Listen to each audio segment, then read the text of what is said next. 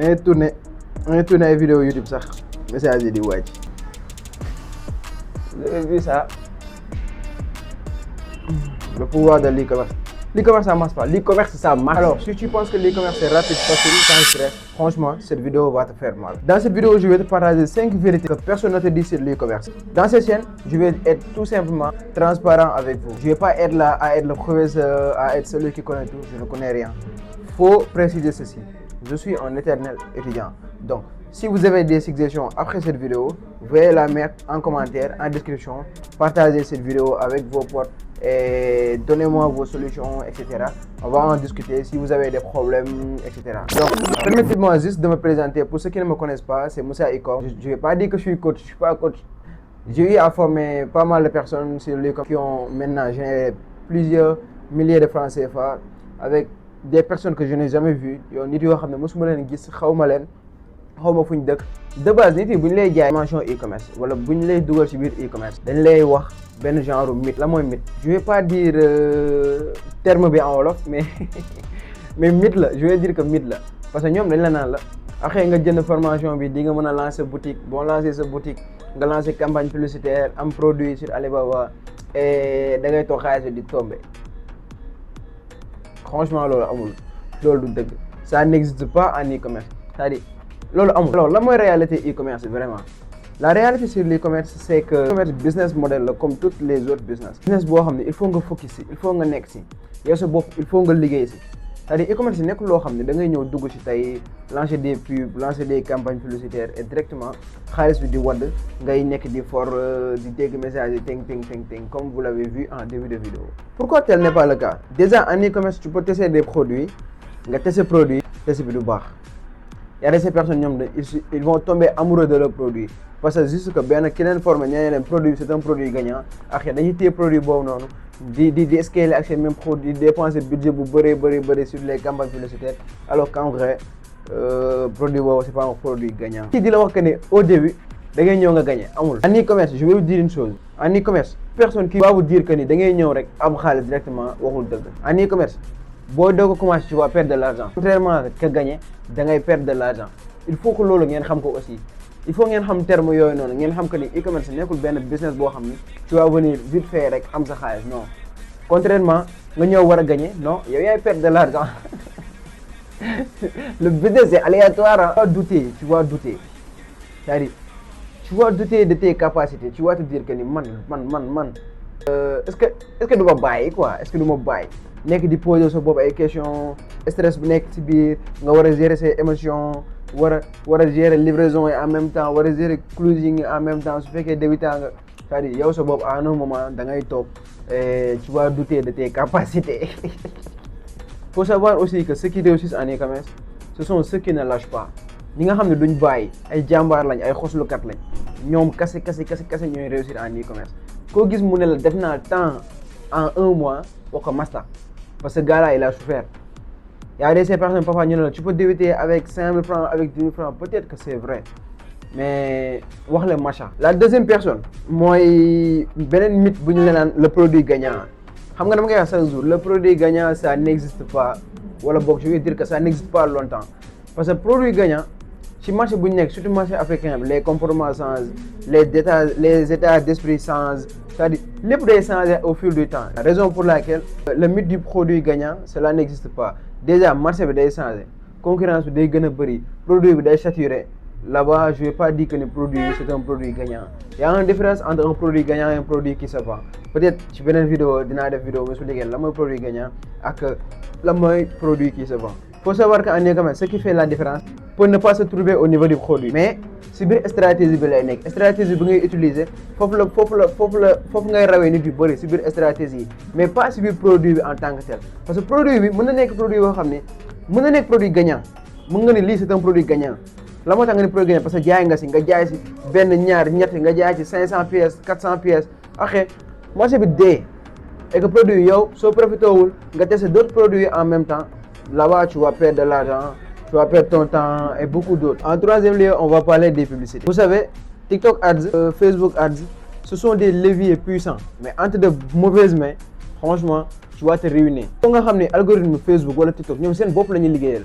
bu ñu soñoon chaque jour da ngay ñëw di leen jox xaalis chaque jour da ngay ñëw di leen jox mais soo fa nekkee di liggéey ak ñoom alors que ne amoo stratégie bu baax amoo plan de route amoo feuille de route bu baax frère tu vas perdre beaucoup trop d'argent en plus yow yaa tourné waat ñëw ne e-commerce ça marche pas alors que l'e-commerce ça marche, ça peut très bien marcher. La différence entre nous ak yéen wala ñun ak ñi nga xam ni il n'arrive pas à écouler le produit wala à se trouver dans l'e-commerce.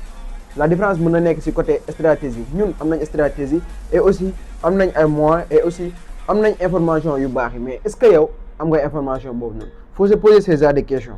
Avec l'arrivée de l'Andromeda, donc Andromeda ñu bëri ñi ngi nekk di rey seen bopp di yàq xaalis bu bëri bu njëkk ñun ñoo doon defal suñu bopp ciblage, ñoo doon defal centre d'intérêt, ñoo fi doon nekk di xool âge ñan, c'est-à-dire léegi loolu amatul, algorithme dafay restreindre de trop. Maintenant lu ñu defar bu njëkk ñun dañ doon ñëw lancer ay campagnes publicitaires que ça soit en ABO, CBO, rey suñu bopp ciblage, centre d'intérêt yu bëri. Maintenant Facebook dañu dindi lépp avec l'algorithme, c'est-à-dire ñu bëri dañoo yaakaar que ni Andromeda c'est quelque chose boo xam ni c'est forcé, c'est-à-dire dafa metti. Non, c'est juste que Facebook li nga xam ne c'était pas obligatoire à 90%, léegi daf ko rendre obligatoire à 100%. Raison pour laquelle pour nga mën a performer, peut-être dinaa si des vidéos sur comment lancer des campagnes publicitaires qui vont performer. Créative mën na nekk problème, campagne mën na nekk problème, mais campagne yi soo xamee nañ koy structurer doo am problème. Déjà man je vous conseille de créer benn publicité si biir ngeen def benn ensemble de publicité, si biir ensemble de publicité bi vous allez mettre 5 créatives yoo xam ne c'est angle marketing yi bokkul. Tu vas permettre à l'algorithme de pouvoir xool ñan ñoo soxla sa produit, xool ñan ñoo soxla réellement sa produit boobu ngay joxe. Après si lay mën a basé pour mën a indi ay visiteurs, pour mën a indi des prospects, transformer ces prospects à des clients. Donc pour loolu nag il va falloir nga liggéey ci créa bu bëri, il faut nga am stratégie, c'est-à-dire loolu bu amul stratégie doo ko def. En résumé publicité dafay amplifier juste li nga xam ne yaa ngi koy def, su nekkee lu baax la daf koy amplifier, su nekkee lu bon la daf koy gën a amplifier. Donc nag je pense que ngeen dem pour information yi am les bonnes informations, c'est beaucoup ou bien c'est 1000 fois mieux di def loo xam ne moom baaxul quoi, man je pense pas. En 4 on va parler des paiements à la livraison.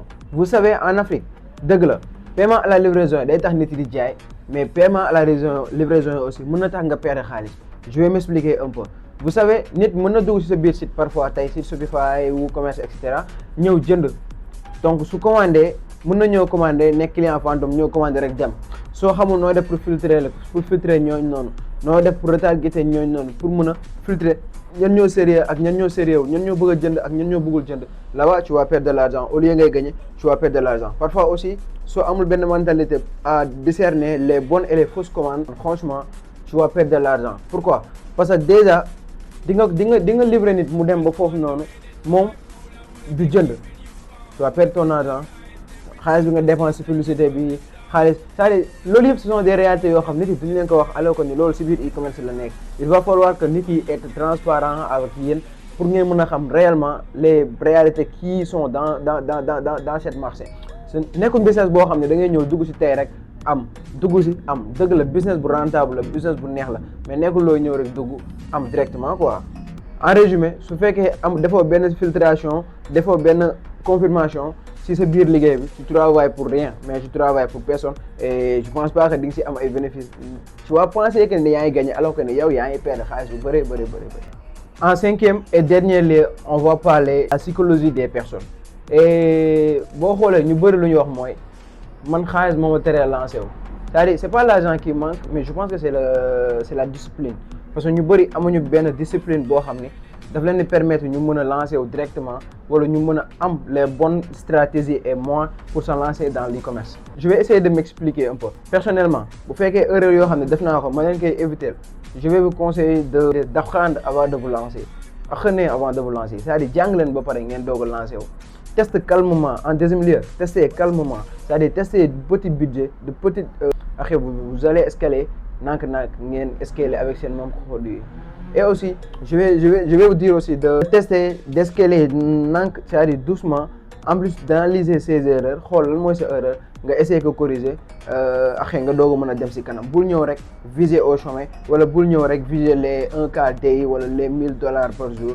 Franchement je vous conseille pas ça parce que milieu bi nekk nii milieu e-commerce en Afrique c'est concurrence bi ñu commencé bëri tuuti et que ñi nga xam ne lancé wuñu maintenant après bu ñu nee ba si kanam bëgg lancer day ñëw fekk marché fees.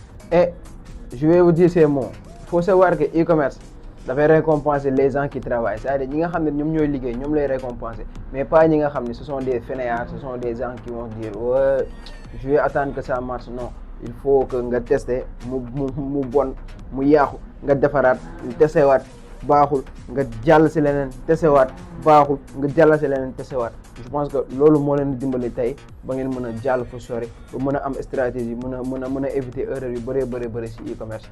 genre loolu ci sama expérience bu ndaw la loo xam ne jot naa ko dund si e-commerce ma ne pourquoi pas ma partager leen ko ak yéen. En résumé je vais juste vous dire que e-commerce day dox Sénégal day dox mais nekkul pour ñi nga xam ne dañoo taayal nekkul ñi nga xam ne dañoo paresseux dañoo taayal nekkul ñi nga xam ne ce sont des rêveurs nekkul ñi nga xam ne ils croient en la facilité et en la rapidité. Donc bu fekkee da nga yaakaar que ni l'e-commerce c'est devenir riche en 7 jours franchement cette vidéo n'est pas pour toi et que yaakaar naa e-commerce ci boppam ce n'est pas fait pour toi. Si tu veux apprendre à réellement chiffrer en e-commerce en Afrique, abonne-toi dans cette chaîne. Après dinaa leen expliquer dinaa leen jox ay clés comme que commencé naa ay vidéo YouTube moom dinaa leen jox ay clés dinaa leen jox ay astuces et que lépp lu ma xam dama leen koy jox. Je vais être transparent. Prochaine vidéo bi di ñëw inchallah peut-être que ma defal leen formation sur Shopify, comment vous allez faire pour avoir votre boutique et cetera. Dinañ waxtaan ci créa su fekkee am ngeen idée de contenu loo xam ne ay blocage ci yéen aussi mu ngeen ko bàyyi en commentaire. Après dinaa ko jël ma tànn bu ci ëpp like ma def ci vidéo defal leen vidéo expliquer leen de A à Z. Donc j'attends juste que vous abonnez ou likez, partagez au maximum. On est en 2000 abonnés et je pense que dans pas longtemps, on pourra avoir les 10K. Donc, je compte sur vous. Partagez en masse, en masse, en masse.